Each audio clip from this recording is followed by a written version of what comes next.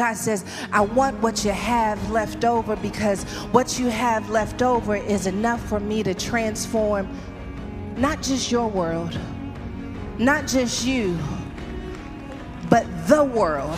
If I'm still in this earth, God says there's glory connected to your name. So God, show me where the glory is. Show me where you're moving. Show me how you're speaking in this season. Show me, show me, show me. Self-preservation is a vehicle, but it is not the destination. So I practice preserving myself because I know that God has work for me to do. But I don't make my mission protecting myself, because if I make my mission protecting myself, then I will miss out on the very reason that I was created. And so I have to learn to balance the reality that I do need to preserve myself, and I do need to move with wisdom, and I do need to have boundaries, but I also need to know when none of that matters, because it's time for me to step into something that requires vulnerability. It's time for me to step into something that I've never seen before, and I can't do it and be comfortable at the same time. So self, get ready to get uncomfortable, because we're moving into mission mode. You got to know the difference between preservation mode and mission mode. And I felt like God told me that there were just one or two people in this room who were about to move from preservation mode and into mission mode, that they did what they had to do to preserve themselves. They did what they had to do to preserve their peace. They did what they had to do to preserve their mind, but they've been in preservation mode for so long that they feel like God is trying to move them somewhere, but they don't know how to let them go. And I'm telling you, the only way that you move into mission mode is when you say, God, I've got enough of me. Now I'm ready for you. God, I recognize that there's still something left, but I don't want to be down to crumbs anymore. I want to know what you can do with leftovers. If you don't believe that you serve a God who can do something with leftovers, baby, you in the right church, because the potter's house is all about broken leftovers that the potter knew how to put back together. If I had about 5 saints in this place, we would take a minute and tear the roof off this place, because we know that we serve a God of leftovers. You're looking at me in overflow, but you didn't know that overflow started with leftovers. You're jealous of what God is doing now, but if you could have seen the overdraft, if you could have seen when I lost my mind, if you could have seen when I wanted to get out of here, if you could have seen when I thought I had no worth, you're celebrating now. But baby, when I tell you that now couldn't have happened unless then.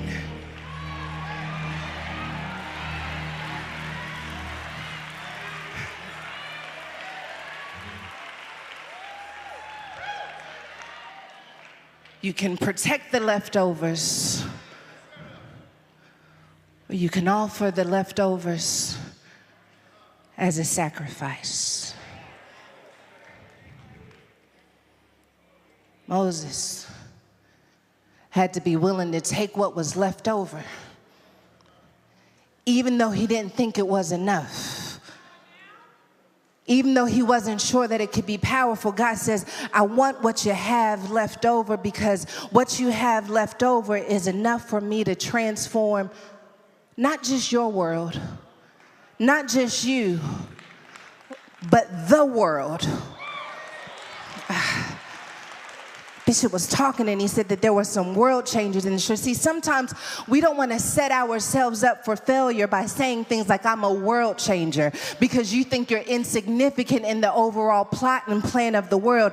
But if you knew how connected your world was to everything else God wants to do in the world, you would recognize that you don't have to have an international platform to be a world changer. All you have to do is have a mission that says something in my world is going to change, because I've gone through hell and back, and I'm not going to leave hell waiting here for my children. Something's got to change. I'm going to change the way we communicate. I'm going to change the way we see love. I'm going to change the way we build businesses. I'm going to change the way we engage with one another. I'm going to change the way we worship. I'm going to raise up a new standard. I don't know about what happened before me, but one thing I know is when God says my time is up, I'm going to leave a new standard so that everyone who's connected to me can come up a little higher. That's all I want to do. If breaking a chain means you came up a little higher, that's all that matters to me. I may not be the first millionaire. I may not be the first billionaire, but I'm going to leave because I'm going to be the first thousandaire. I'm going to be the first hundredaire. I'm going to kick something off in my family that ain't never been kicked off again. I'm going to kick something off from my generation that has never been kicked off before, because my Creator created me to create something different. I am not created to do what has already been done. I'm created to break something. I'm created to change something. I'm created to establish something. I'm created to take some territory. I'm on a mission. The mission requires that I come out of this trance that makes me keep talking myself out of the very thing that I'm called to. I gotta come out of the trance where I feel like protecting me is the ultimate goal, because if I am protecting me, I am telling God that I don't trust you to protect me. I know you called me to it, but I don't trust you to protect me in it. It takes a certain kind of vulnerability to say, I'm going to go even if I feel uncovered, because I recognize that the call came with protection. The call came with protection. Called me to this marriage, called me to this business. But what if I fail? What if they break my heart? If I called you to it, I'm going to protect you through it. So what if they break your heart? I know how to put it together. So what if you fail? I know how to pick up the broken pieces. So what if it doesn't work out? I know how to make all things work together for the good of those who love the Lord and are called according.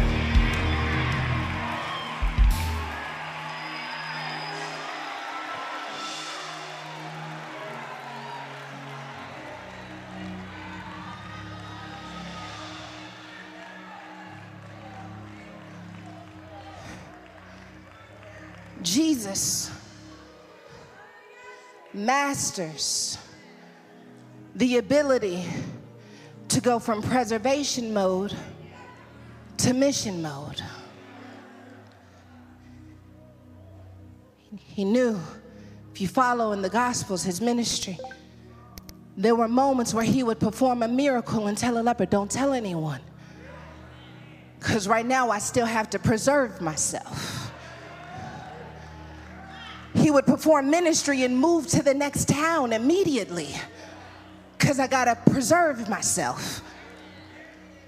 But when we see Jesus in the garden, he's moving from preservation mode into mission mode.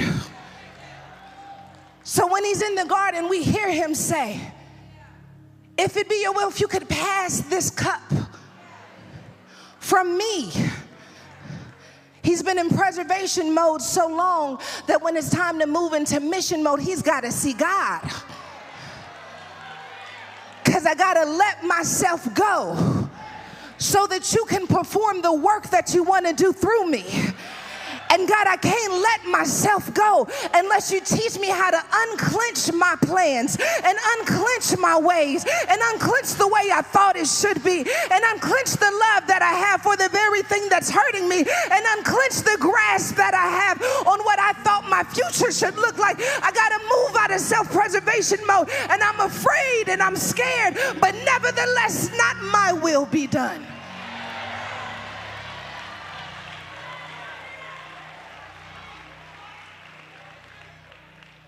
We see him in the garden, and he's praying until blood and sweat falls from his head. Because the hardest thing you will ever have to do is let you go.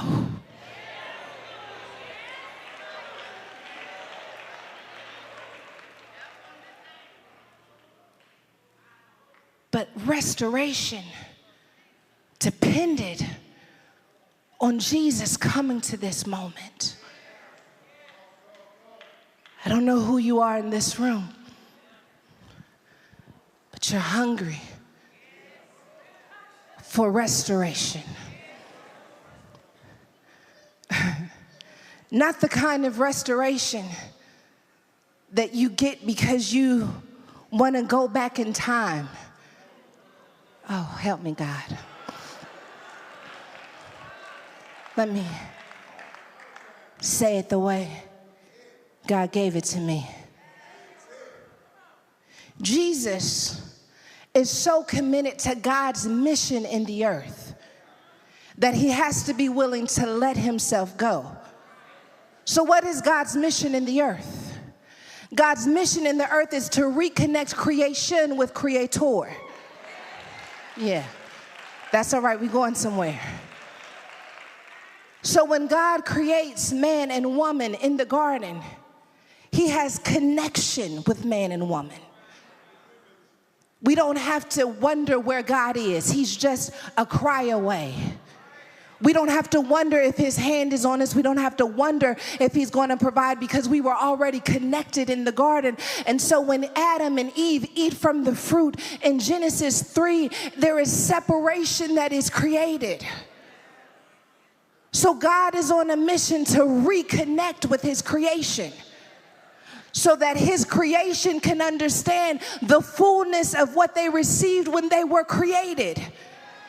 Because what happened in the garden skewed our perspective and our perception on who we are in the earth. We don't trust ourselves. We don't trust our creativity. We don't trust that we can say no. We doubt ourselves. We worry. We're in depression. We have shame and addiction because of what happened in the garden. But God says, regardless of what happened in the garden, if I could just connect with them again, I can still bring them to a place of restoration. You want God to restore what you lost. God says, I want to restore what you never even knew you had. I want to restore the confidence you had never even knew you had. You have gifts and talents that you never even knew existed. But because there was separation, you don't even know everything I put in you. But I hear God saying, it's still in you to win. It's still in you to create. It's still in you to have dominion. It's still in you to subdue. It's still in you to tread on serpents. It's still in you to walk through hell and not get burned. It's still in you to talk through a serpent and not lose your head. It's still in you. Jesus tells his disciples, if any man will come after me, let him deny himself and take up his cross and follow me. For whosoever will save his life will lose it. And whosoever will lose it for my sake. So you better stop losing your life for everybody else's sake. I know it's cute to people please. I know it's cute to be everything to everybody. But it's not just about losing your life. It's about losing your life for his sake.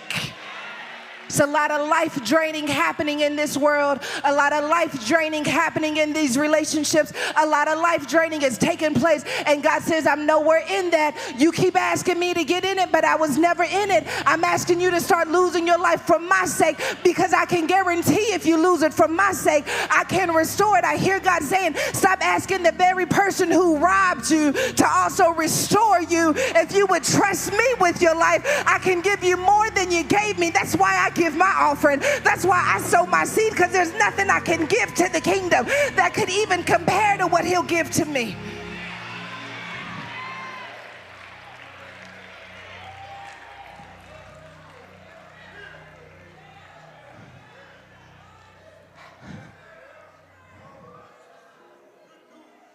Takes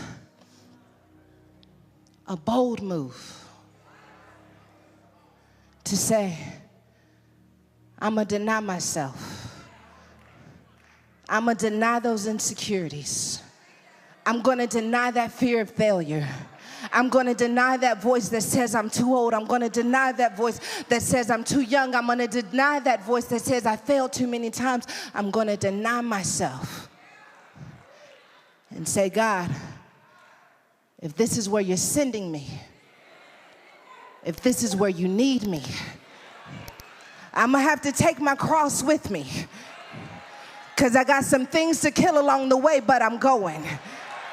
Isn't it amazing that Jesus says you got to take that cross and get on the cross right now? You just got to be willing to take a cross with you, because when you get to where I'm calling you, there is a version of you that may have to die in order so that the real version of you can live. So don't let God open a door for you that you don't take your cross with you into, because when you cross that threshold, every trick, plan, and plot of the enemy is going to haunt you and taunt you, but that's okay because I got my cross with me. And because he defeated death on the cross, it doesn't matter what the enemy says. I got a cross with me that reminds me that resurrecting power is mine, that the joy of the Lord is going to be my salvation. I got evidence.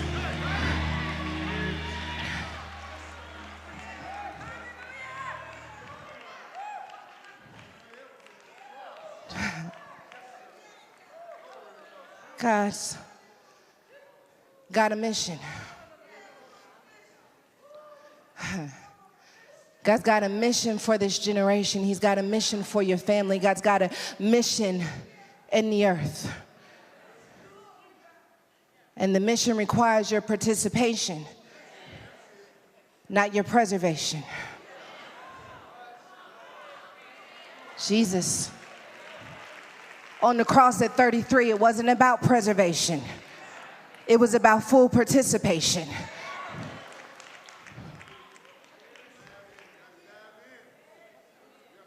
Israel keeps getting stuck between preservation and restoration. If you read the Old Testament and into the New Testament, you'll see that Israel makes a commitment that they're going to follow God because God came through. So no matter where you take me, I'm going to follow you. And do you know, they were not out of Egypt for very long before self-preservation kicked back in. And they start wanting to go back to the very place where they were enslaved, because they'd rather have a master they know than a master who requires the unknown.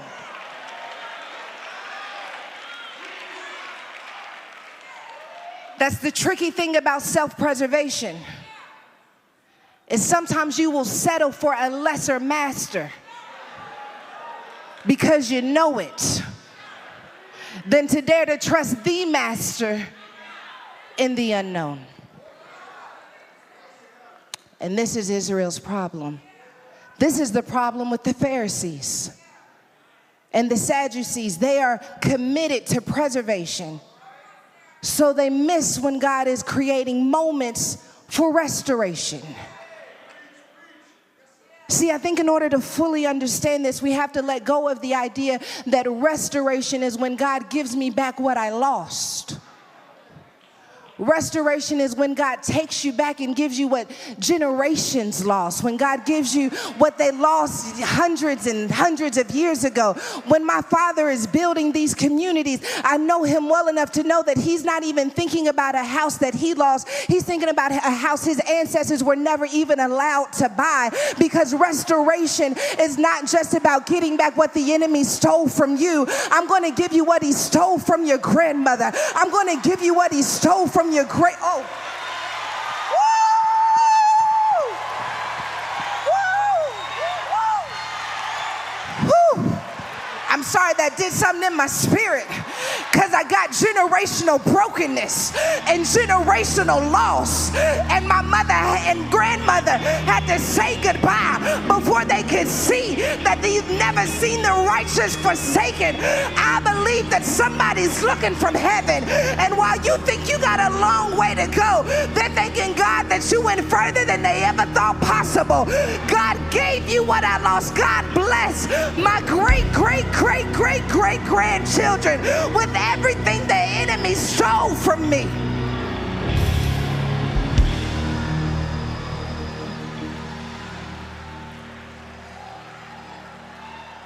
Whew.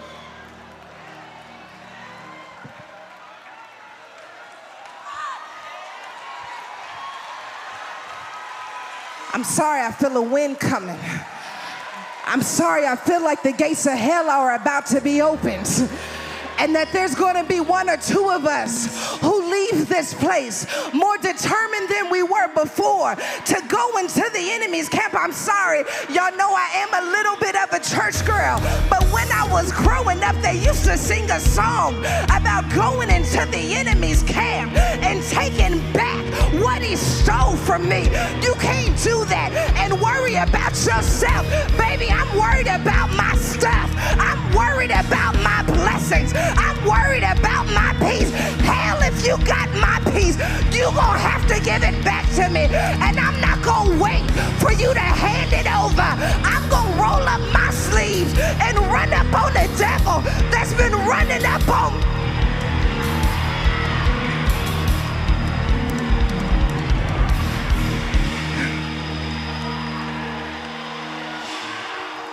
Yeah. You stole it, but you can't keep it. You stole it, but you can't have it. The divorce tried to break it, but you can't have me. You planted seeds, and you thought the enemy snatched them. But God says, I keep perfect records. I know everything you planted. I know what your daddy planted. I know what your grandmother planted.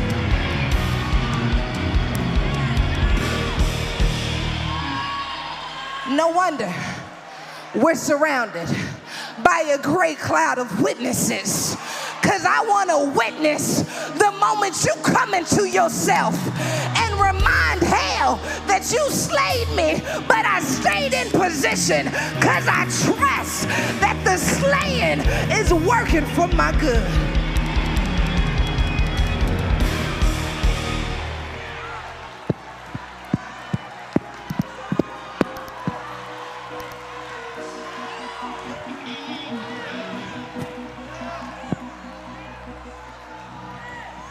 Yeah, just like that, just like that, just like that, a bold move to go into the enemy's camp, just like that, just like that. I hear God saying that it's time for you to get bold again. I hear God saying that the wicked hides when no one is chasing, but the righteous are as bold as a lion. If I could just hear somebody roar.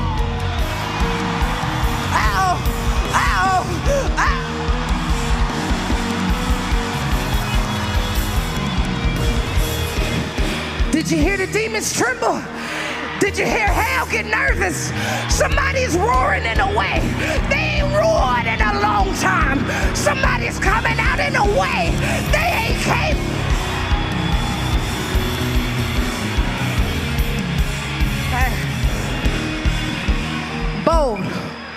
Bold, bolder than I ever been, bolder than I ever thought possible, bolder than they ever seen in my generation, bolder than they'll ever see again. I'm gonna do something you've never seen before.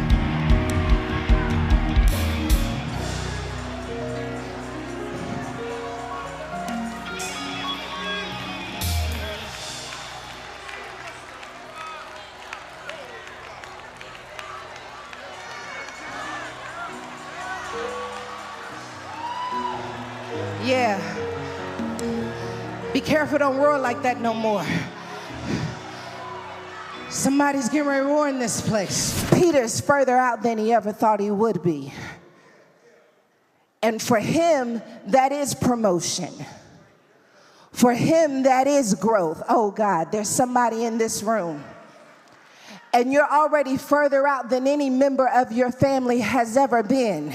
And for someone, you should be satisfied with where you are. But God keeps giving you vision that there's something else left. There's something more connected to who you are. I know everyone else would be satisfied if they made it this far, but I'm crazy enough to believe that God left me in this world because there is yet more for me to do. And I would give up, but I keep giving vision. Every time I close my eyes, I have another vision of who I can become. Every time God allows me to be connected to somebody, I don't just applaud for them. I see it as a vision of what God can do in my life. You see, I shout when other people get blessed because it's a sign to me that God is still in the blessing business. I didn't have vision until I saw you walk through that door. But now that I've seen you walk through the door, I know that it's possible. You better be careful when you're connected to someone who has vision. When you're connected to someone who has vision, they start thinking crazy things. And you start saying, how did you see that?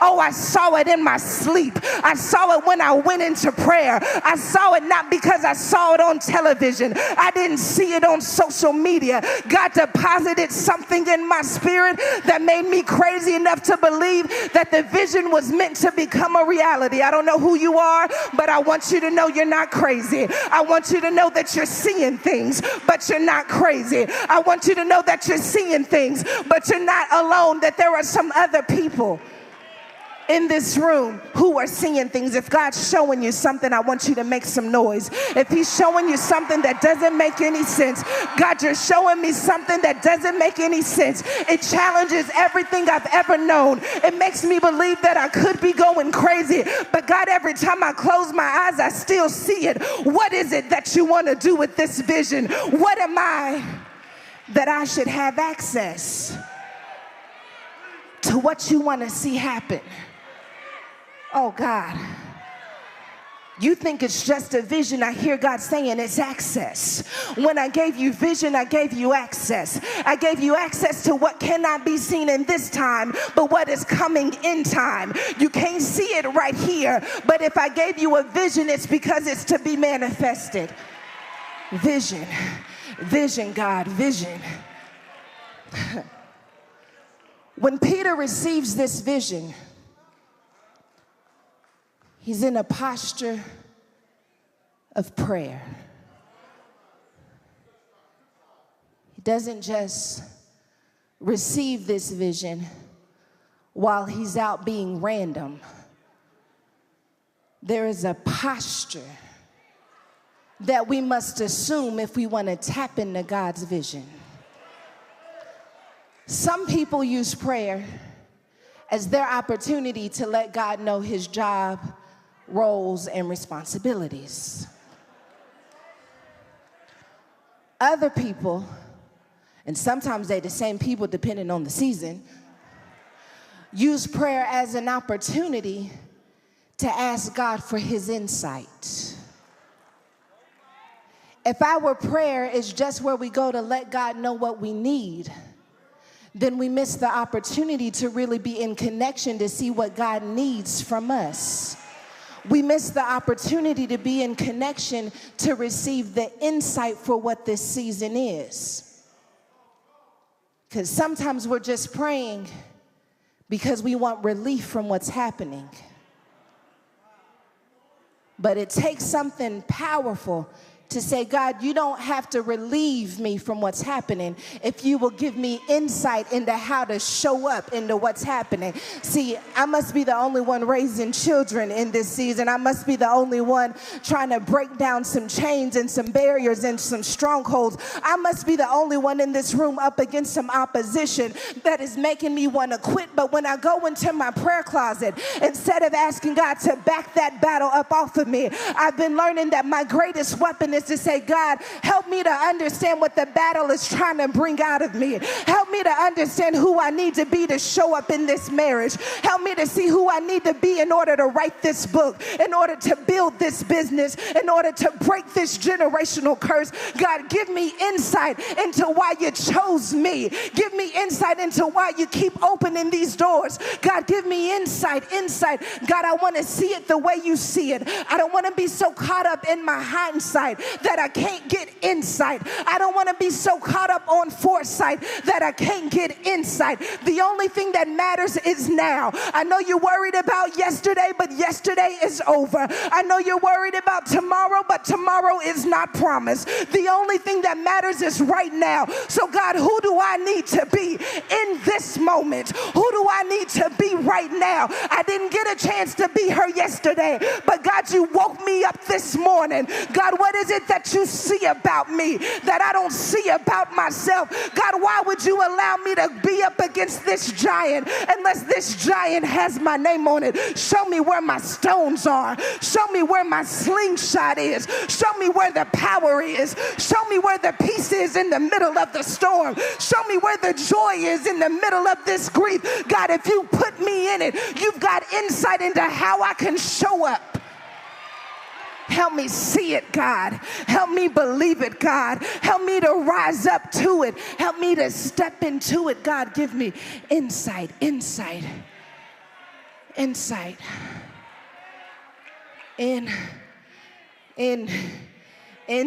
God. What's in me, God? What's in me for what's happening outside of me? What's in me for what you want to do through me, God? What gifts, what talents, what words, what memories, what experience will release your glory? You know why you need insight? Because insight is the clue that releases glory. You know why you need glory? Because the only way that we're going to go up against what's happening in this world is if we get a few crazy people who are willing to release glory. No, I don't look like a glory carrier after all that I've been through. But if I'm still in this earth, God says there's glory connected to your name. So God, show me where the glory is. Show me where you're moving. Show me how you're speaking in this season. Show me.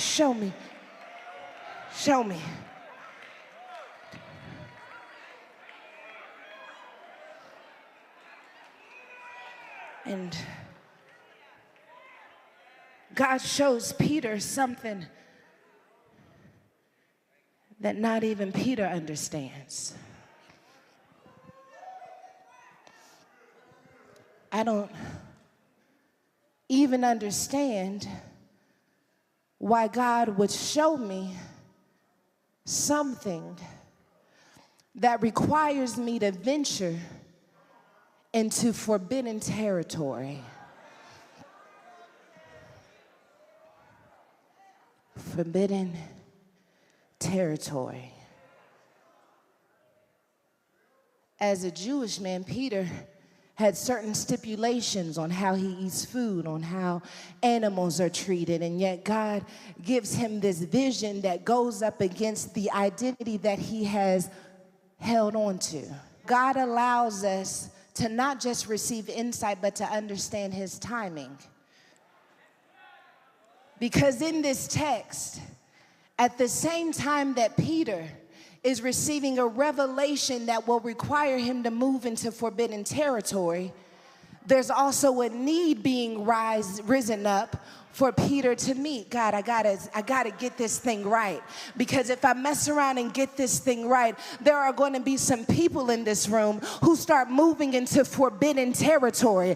I mean, the kind of territory that the enemy said your feet could never be on. The kind of territory where you say, people in my family say we don't do things like that. But God has given someone permission to move into some forbidden territory. I'm giving you permission to move in the industry in a different way. I'm giving you permission to change the way things have always been done. I'm giving you permission to raise up a new standard. I don't know who you are, but I hear God saying there are some change agents in this room. And God has given you permission to go into some forbidden territory. I mean, forbidden territory within your own heart, where God says, I don't want you to talk about what you do and do not do any longer. I want you to start laying hold of the liberty and the freedom that says that when I grace you and I anoint you, there is nothing forbidden. I want to rebuke every trick and lie of the enemy that has made you believe that there is a limit to who you can become. I hear God saying there is no limit. I hear God saying all you need is a word, and you can ride into forbidden territory with a word. A word is all that you need in order to kick down every stronghold, in order to break every chain. There is some forbidden territory that's had your family chained up for years. There is some forbidden territory that has kept your family from experiencing breakthrough. There is some forbidden territory that has changed the way you show up in the world. And I hear God saying that if you dare to take one step into that forbidden territory, you're going to do it with me backing you up. That if you take one step away from the identity that everyone else has known, that you will break up the culture of the industry. You will break up the culture of your family. I don't know about you, but I am not here to keep status quo. I am here to go into some forbidden territory. We are having a meeting of soldiers because when you leave this place, you got some forbidden territory to take hold of.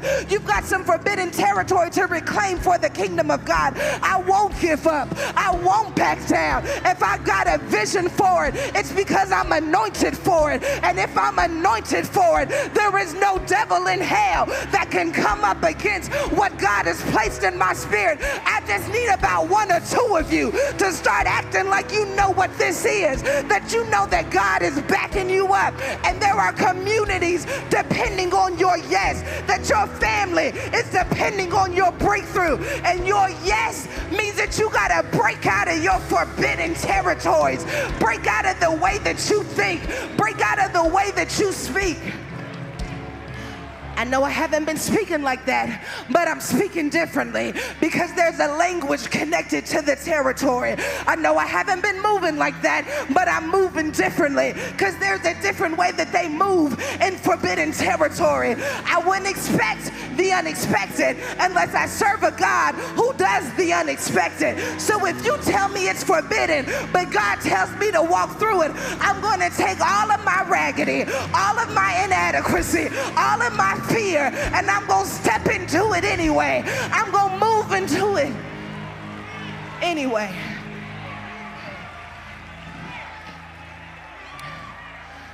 I'm not ready, but I'm going. I don't have what I need, but I'm going. God tells Peter, rise, Peter, kill and eat. Rise, Peter, kill and eat. He's never had to do this before, but God gives him permission to rise up because it's time to kill and it's time to eat.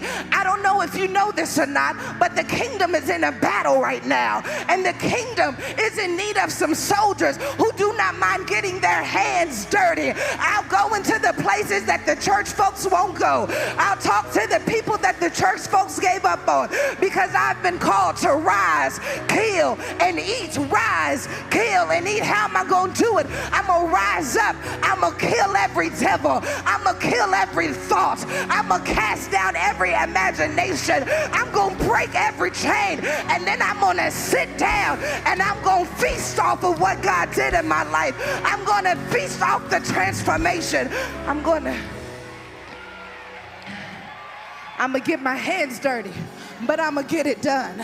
I'm going to go into some forbidden territory, but I'm going to get it done. This isn't a message for someone who wants to stay cute and accepted. This is a message for people who don't mind being talked about. I don't mind you not understanding who I am. I don't mind you not getting it fully. I got to get my hands dirty. I'm on a time clock, baby. You may have time, but I don't. You may have money, but I don't. I got to get it done when God says move. Rise, kill, eat. Rise, kill, eat. Rise, kill, eat. Rise, kill, eat. Rise, kill, eat. Build the family. Write the book. Save the marriage. Rise, kill, eat. Rise, kill, eat.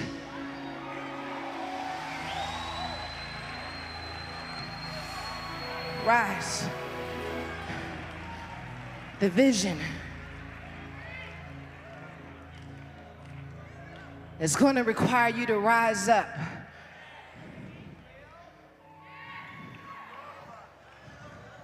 I got to rise to the expectation.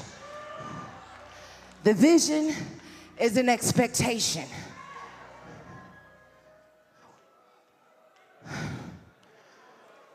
But there's a space between who I am and the expectation.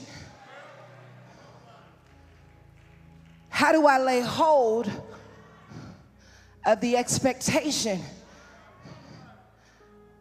unless I'm willing to rise up?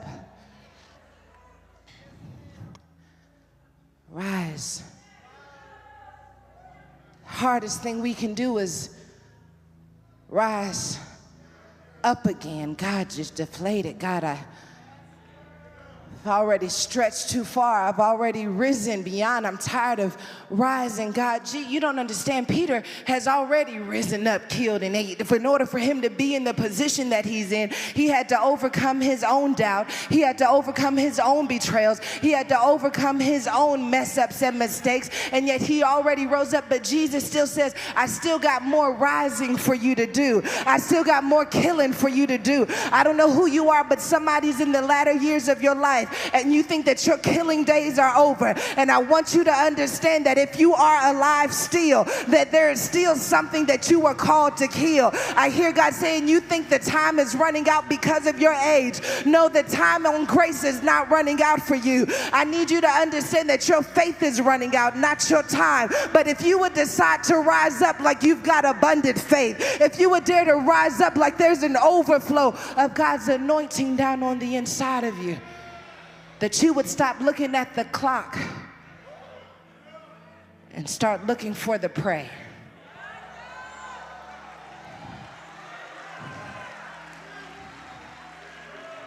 The prey. Rise. Peter, kill and eat. And Peter doesn't get a chance to even fully understand what the vision means before God makes a demand on who he will have to become. Oh, God.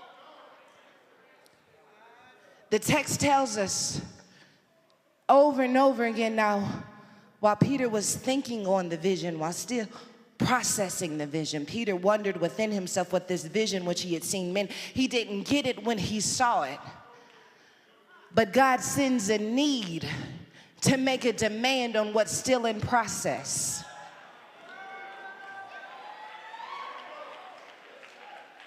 So often, we don't move into positions of authority, positions of grace, positions of obedience, because we haven't fully processed what I'm supposed to do when I get there. I'll go when I know, is what we say. But we don't really have time for that because we're in the last days.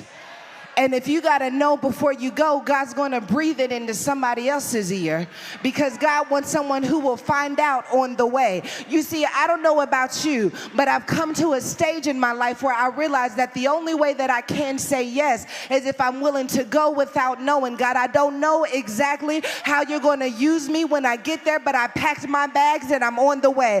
God, I don't know exactly how you're going to save this marriage, but I'm going to go to the therapy anyway. God, I don't know exactly how you're going to save this child, but I'm going to stick beside him anyway. I'm going to go before I know, because I trust that as I'm stepping, you're figuring it out. As I'm stepping, you're going ahead of me and making my crooked path straight. I'm going because there's a need waiting for me when I get there. I hear God saying you don't see the need now because you haven't moved in the direction of where God is sending you. But when you get to where God is calling you, the need will be so evident. And I want to prophesy this over your life, that there is no one else who can fulfill that need but you. The moment that you step into that place, God is going to reveal why it had to be you who released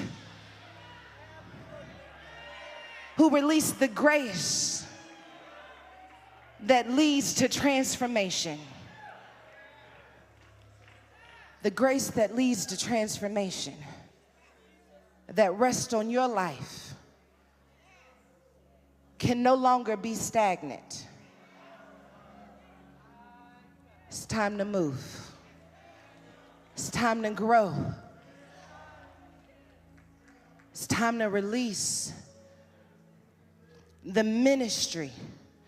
And I don't just mean preaching, I mean the ministry that is down on the inside of you. Anytime we hear the word ministry, we think we got to grab a Bible and a microphone. If that's what God has called you to that's great. But sometimes God will use your gift to help you serve ministry. The gift is just a disguise for the ministry. Yeah, I know how to do hair, but I also know how to pray over you in a way that you've never been interceded over before. Yes, I know a little bit about numbers, but what I know more about is how I can bring a blessing to your finances. God says that thing that I gave you is an authentic anointing that only rests on you.